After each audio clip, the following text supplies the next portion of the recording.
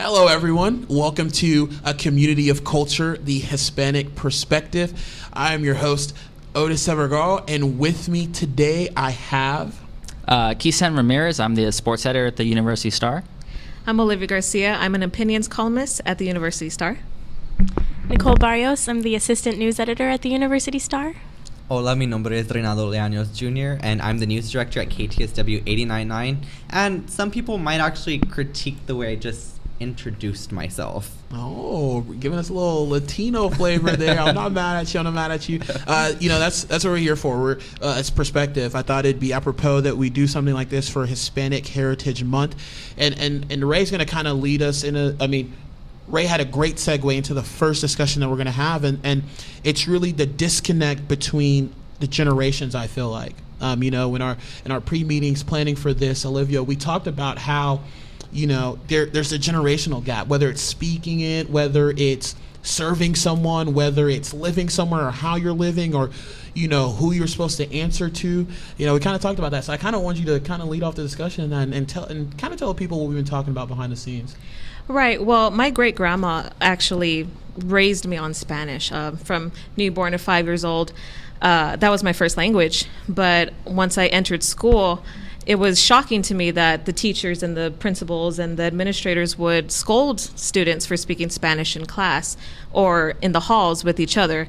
So it definitely gave me a disconnect. I just completely discarded Spanish, and now it's not even a second language to me anymore, and I cannot be as connected to my great-grandma as I am or as I was. And it's really mind-boggling how the school system, especially in my border town, told me not to speak Spanish. It's kind of a thing that, I kind of with her, I felt the same thing. Spanish was my first language, and I spoke it till I was about 5. I did some little bilingual classes, but it was very, very minimal stuff, and they really kind of beat it out of me eventually. And by like 2nd and 3rd grade, I kind of already forgot what I knew. So as it went on, Spanish became less and less and less a part of me. And as of right now, I don't speak Spanish at all. I can understand it, but it's really hard for me to identify with my grandma who only speaks Spanish, identify with my grandpa who only speaks Spanish. So when we have family gathering, it's difficult. And we kind of have to, kind of pantomime things and kind of go, okay, this is what I mean, and we have to have broken Spanish. And it's just, the conversations aren't as good as they should be. And it's unfortunate because it affects me when I just don't know my grandparents as well as I should. Yeah, and I guess kind of going off that also, I had the same experience as well. And what border town are you from? Brownsville. Okay, yeah, I'm from the Valley as well. I'm from, La Jolla, so I grew up there, and same thing with me. Like, growing up, my parents would speak Spanish in the house, so that was actually, my first language. But, going into school and stuff, I kind of the focus was just focusing on English and, learning that. And even now, it's kind of hard for me to learn or to speak Spanish. So the reason why I kind of said that at the very beginning is because I guess people will call it almost Tex-Mex, or I have an accent when I speak Spanish, according to some people. So even when I try to speak it, I almost feel judged, I guess. Yeah. Do y'all feel that from in talking relatives or anything like that? Definitely, I do. My first job in my hometown, I got yelled at by a Mexican woman from across the border for not knowing Spanish, and I got reported to my boss, and I was just like, okay, my entire life I was taught to disregard Spanish, but now when I go into the job market, and it's ironic how the job market looks for bilinguals, I was inadequate for that. So yeah, and I know you all have been raised by Hispanic families, but I am an interracial kid. I'm half white, predominantly Irish on my mother's side, and half Hispanic on my father's side. And so I was raised by my white mother and our family, and no one in my family speaks Spanish because I don't know my Hispanic relatives. So I think that kind of creates a disconnect with me, and a lot of people look at me and they think I speak Spanish, your family expects you all to speak Spanish, and I'm sorry, I can't. It wasn't my culture, it wasn't my my heritage, even though technically I am Hispanic. And I wish that schools did put more focus on it, because then I could have learned it when I grew up. No, that's a great point that you bring up, Yeah. being an interracial kid. Now, correct me if I'm wrong, but a lot of Hispanics that I've known are very traditional. and with tradition comes marrying within the culture. Nicole, you said that your mother is white Irish, Yes. and your dad is very Hispanic. So how is it visiting grandparents, or how is it when you tell people their reaction, especially in the Hispanic community? And for the rest of you guys, who do you know that has a problem with the way the world is right now, with the more interracial things that are going on, and Hispanics kind of bridging the gap with other cultures and other races? Well, I guess being an interracial kid growing up was, at first it was something that I didn't really recognize, because I guess we all grow up and we're quote unquote colorblind, because children aren't learned to see races until they're taught by like older generations. And so first thing I guess that I remember is that all my cousins are white, and so they would look at me and they would we would compare each other, and they'd look at my arms and say, "Why are your arms so hairy?" And I'd be like, "Well, I'm half Mexican," and I kind of had to explain that to them, and then that kind of made me start to see our differences. And growing up, I later realized that my white grandparents are a bit racist, and so being with them as a child, I didn't really pick that up. But as I grew up, I did notice things. And when we were, out shopping, they would make comments. Or when we discussed, my father, they would make comments. And that's something that's been really hard to deal with, because, it's your family and you want to love them. But some people just don't accept you for who you are. And so, race relations and that sort of thing is like a touchy topic, but it's out there, it's there, and you can't ignore it. So, and for me, I guess when you look at my family, it's everyone from my uncles, both sides of my family, grandparents, it's Mexican and a Mexican. It's very, I don't know, for some reason, it's just turned into that. I don't think it's a conscious thing to do that. I don't think they're opposed to, marrying a black person, marrying a white person, marrying an Asian. But for some reason, I feel like it hasn't happened in my family, at least. I don't know if that's indicative of everything else.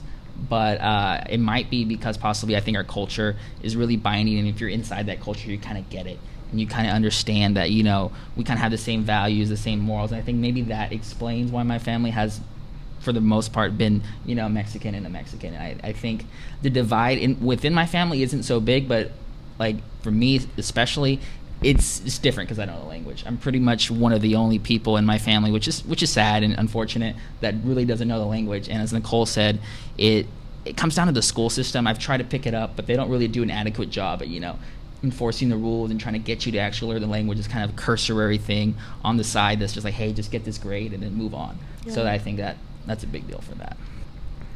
I guess for me, the conversation of marrying outside of the culture, I don't think it's ever really brought up, or it's something that we've actually discussed. I mean, like I said, I'm from a border town also, and the high school that I went to is a 5A high school, and my whole entire high school was Hispanic. We didn't have a white kid. We didn't have diversity basically in my high school. And I think because of that, I don't know, that the conversation just hasn't really brought up. So I don't know, we've never really talked about it, I guess. But I want to say that I don't think they'd have a problem with it, but that's just based off assumption. Well, my two sisters actually married white men, and both Marines, and they're really they're great. They're great with our family. We were really accepting. My parents raised me no stereotypes, no nothing. Everyone's equal, and we accepted them, and they're part of our family. And I have two nephews that are all white, and they don't look anything like me or my family, but hey, they're our blood, and that's what we know. And I'm just really happy that my family was able to do that. That's good. That kind of leads me to the next thing. Kisum, one thing that we've talked about is religion. A lot of my Hispanic, a lot of my Hispanic friends, it's Catholicism. A lot of them are Catholics. I don't ever want to stereotype or generalize or anything like that, but I think you guys agree with me for the most part. Catholicism is big in the Hispanic culture, but Kisum here, he feels that the Catholic faith kind of has pushed him away from outside of it because of the pressure from his family. And the kind of question that I want to ask you guys is, are you guys pressured to be Catholics? Are you pressured to be very religious in the culture that you're in today, or is it something that you're just kind of like, I've kind of like you talked about with the marriage thing, kind of grown up with it, so I don't really think too much about it. Mm-hmm. from my experience. It's Catholic all the way. My mom, my grandparents, it's like you go to church at noon or you go to church at 10 and you do the sacraments, you get first communion, you get confirmed, you do everything in between, and it's a really big deal. It's pretty much one of the central parts of at least my family. And as I grew up, I did everything I was told. I went to Sunday school, I went to church, I did everything. And as I grew up and I started, finding who I am and who I was, I started realizing that I didn't really necessarily agree. I won't go into specifics, but I didn't necessarily agree with kind of the culture. So I kind of distanced myself, and it was hard for me and my mom. We're really, really close to get past that because of everything she's really strong about. She's really strong about Catholic, and it was hard, but we've got over it. But it's still kind of a thing. I'm not necessarily saying I'm not going to be Catholic in the future. It's just at this point in time, I'm kind of assessing it and seeing, okay, is this really for me? Is this really what I believe in? Because I don't want to, be a person that just doesn't feel really strongly about it. And that's kind of my stance. Right. No, I understand. And that's good that you're evaluating your position now. I think with my family, my mom being mostly Irish and then my dad being Hispanic, it was no question, I'm Catholic. And the majority of my Hispanic friends are Catholic. I do have a few Baptist friends and one Jehovah's Witness that's Catholic. That's Hispanic. And but yeah, I think with my family, I don't know, even though both sides were yes, Catholic, they never pressured me. And that's something that I really do appreciate, because it was always, here's our faith and we want to share our faith with you, but, we're going to raise you on it, but once you're old enough, you get to decide. And so before I was confirmed, I went through the process, and, you do a discernment and you think, is this what I want for my life? And they let me make that choice. And so I really do appreciate that about my family, is that I didn't feel pressure, but I do understand how the Hispanic culture would pressure you. So, and I was pressured too. I was pressured, and I was allowed to make this decision eventually. Yeah. But it was kind of a daily struggle. Why aren't you doing this? Why aren't you doing that? And I was just Mom, I don't know. It's just something. So I just can't I can't do this. And it took years. It took 5-6 years to finally get past this whole thing. And I still have that decision possible in the future. It's not like I'm completely locked myself out. Yeah. But I did have that pressure, and that pressure I feel really led to this, because if I had a different approach and maybe it was just hey, we'll share it with you. No, for me it was no, you need to do this. You are going to do this. And for 15, 14 years I did. So after that I was I don't really enjoy this, or I don't really feel strongly about it. And that's kind of why I'm where I'm at right now. Yeah. Did you feel that way too? Actually, mine's a little bit of both. I was pressured a little bit, growing up, being young. But then once I got older and I was able to make my confirmation, that's when my parents were able to reason with me, tell me about the culture, tell me about Catholicism. And it kind of just, it's I identify with it. It makes me identify with my family. And so that's why I'm more connected to Catholicism than anything. I believe it's a family thing. It helps me think about them. For sure. Yeah. And for me, I guess, if I had to label, I guess, what religion I identify with, I guess I would be Catholic. That's really all I've known, I guess, But my church story is a little bit different, because growing up, I would go to church every Sunday. My parents, it was a routine in the family, and the mass or the service was in Spanish. And after a while, like I said earlier, I practiced Spanish in the house for a while, and then as I got older, I spoke more English. So that's all the church service was in Spanish. So I didn't really understand it. I didn't like being there. So I just wonder what my experience with church would have been if I understood the language. Maybe I would have felt differently about it. But I did feel pressure, to just be Catholic, basically. Yeah. Something that you guys keep bringing up, and I know we talked about this a little bit, was speaking Spanish. You ever feel when you're not the one that is able to speak Spanish, you're the outsider? Yeah, definitely. Yes. Why do you feel like you're the outsider? Well, if you're in a room full of people speaking one language and you don't know it, you obviously feel out of place. And, there's jokes, there's, little things going on between my family that they'll say in Spanish, or I'll hear in Spanish, or with my boyfriend's family, they predominantly speak Spanish, and they do communicate with me in English, but I just feel left out. I can't speak it back to them. That's the only thing. I can understand some phrases, but it kind of just gets to me more that I can't, joke with them or speak it back. So, work with me here. Is there a certain kind of shame that you guys feel when you're not able to speak the language? Or is it, just uncomfortableness? Is it, whatever? Because I think when people are around their family, my parents are Nigerian and they speak their language. I understand, but I can't speak it. But when we're around certain family members, and I can relate with this, it's like, man, I feel like I dropped the ball in learning this language. Because to me, it's really cool. I don't know how. It's my language, it's my culture, but it's really cool. But at the same time, I'm kind of ashamed that I don't know how to speak this like the rest of my cousins or the rest of my family members. For me especially, I'm hit with the double whammy. I'm not really a part of the religion, and I don't speak the language. So it's really like I'm really distant from my family. I'm really close to my immediate family, but my grandparents that speak only Spanish, it's hard for me. And I'll bring up the example of my grandpa, huge Los Angeles Dodgers fan. I'm a huge sports fan. And when we talk about it, it's like LS muy good. It's really a shame that I can't be as intelligent as I am in English as I am in Spanish, and I know what to say, I just don't know how to say it to him. And it's vice versa. He knows what to say, he feels really strongly about his team, but he can't say it to me.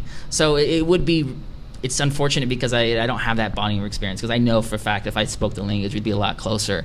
And I feel very ashamed every time I hang with my family. When I'm not, I just kind of forget that I don't know language, but I'm in that family setting.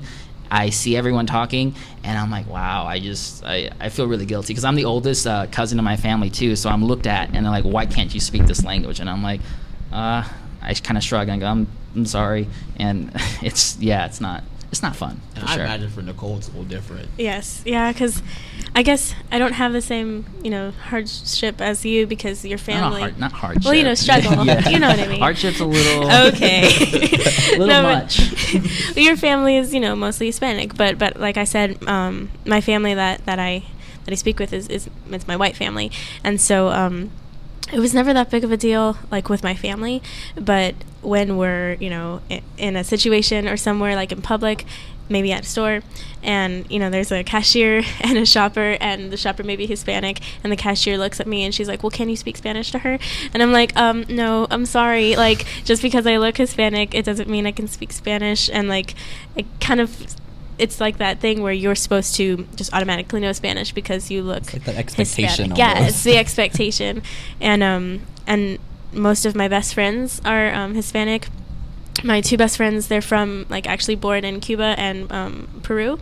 And so I go to their family house parties, and, all the Cubans know Spanish, and they have the fantastic dancing and the fantastic food, and they're all speaking Spanish. And my mom and I are kind of in the corner, yeah, we don't really know what you're saying, but we want to, be a part of it. And so, my best friend has to translate. I'm sure you all, are used to other family members translating for you, and it's kind of I want to be a part of the conversation and say more than hola, ¿cómo estás? That's all I can do, but it's you want to because they expect you to, but yeah, and you kind of fall short. One thing about Spanish too, just to add a little bit before we go into something else, is it's a very lively language. If you hear it, it's very fast, it's very emotional, and it makes me even more wow, why can't I be a part of it? It sounds really fun. The conversations sound interesting. You could say anything, and in Spanish it just sounds way better. And for that reason, it's wow, it just sounds like they're having a good time, especially when we're just as a family. And that's another reason why it's just okay, I'm just way out here just speaking English, doing my thing, and that's even more to it. So I don't know if Ray had anything to... I don't know, not much. I don't have much to say about that. I mean, it pretty much sums it up. I've had pretty much the same experiences as well. I mean, I would classify it to an extent certain shame almost, and like Nicole was saying, it's not only that the Hispanic community puts that expectation on you, but other people almost from other races bring in that also. So that's interesting.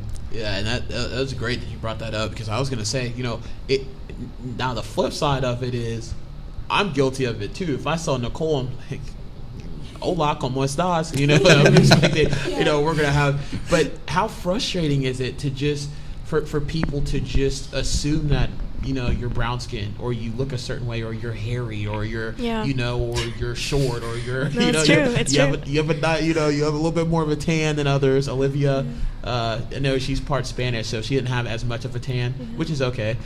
You know, but how frustrating is it for you guys to always commonly deal with that? And I know we're going to talk about stereotypes and later, but the frustration level of that.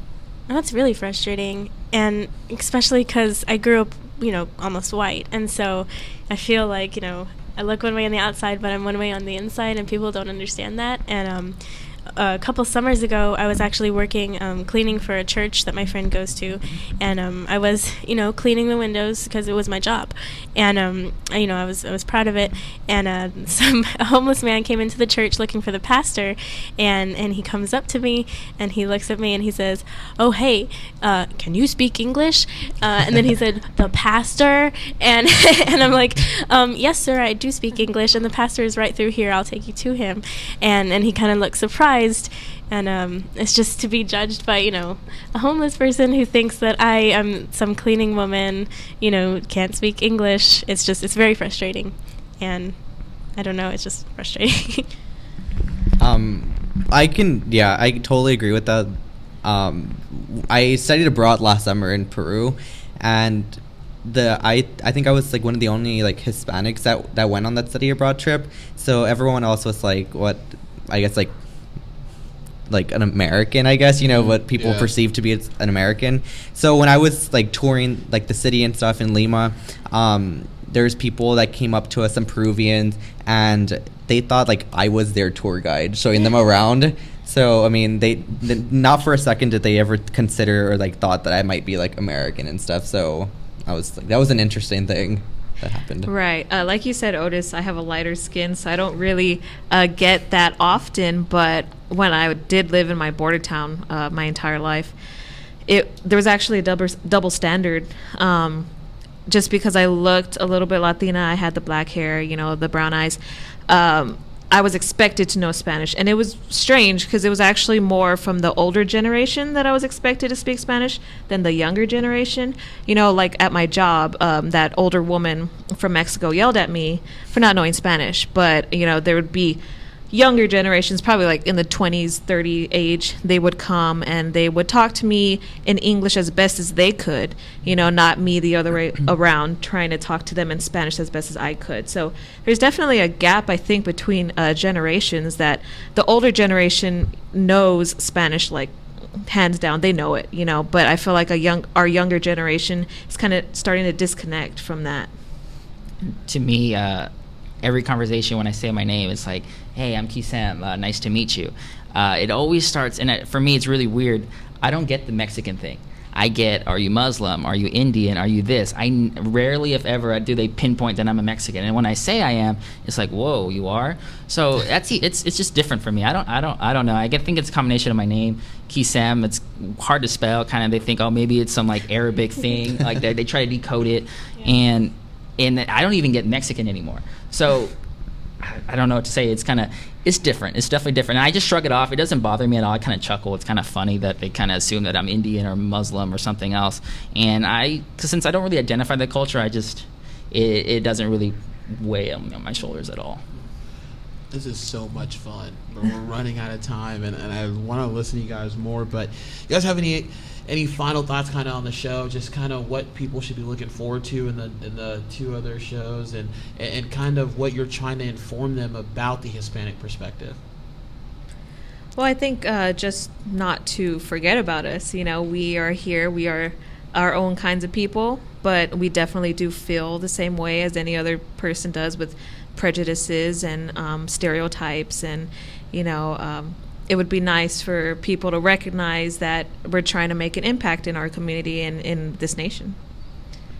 I think like one key thing also to just remember is that there are different types of Hispanics, you know what I mean? Like there's all, whether it be shades, like from like, you know what I mean? Like whether it be like someone who's lighter complected to just more dark, I guess. I mean, or different perspectives, and just there's different types of Hispanics, not just like your stereotypical whatever it may be. Yeah, or the Arabic. Yeah. I know. I learned that too, actually. People have asked me. Yeah. Yeah, people think I'm Polynesian, and I'm like, okay, cool, yeah, I will take that. But no, yeah, that's exactly what I was gonna say. There's not just one, specific type. Oh, you're Hispanic, throw you over there. Oh, you're Black, throw you over there. And I think that's something we all need to recognize, is that we're all shaped by our different experiences and our different, things that happen to us in our lives. And just because we are one race doesn't mean that's necessarily our culture.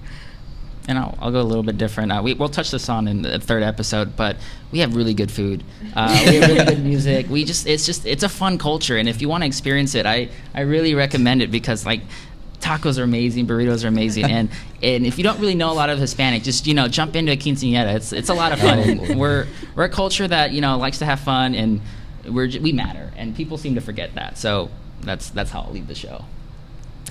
he wanted to plug the tacos in the whole time. He wants to talk about those tacos. That was my objective.